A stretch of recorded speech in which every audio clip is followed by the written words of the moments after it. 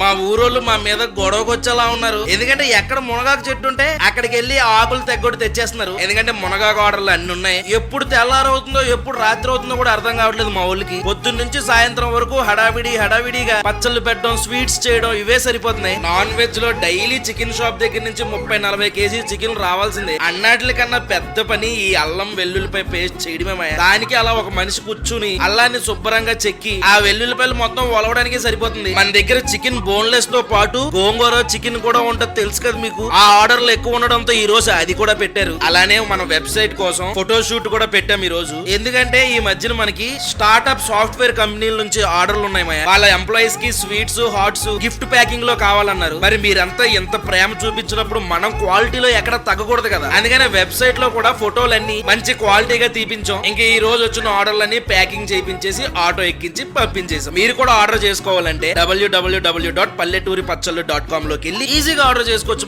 Like subscribe మర్చిపోతూ ఉంటాను మీరు.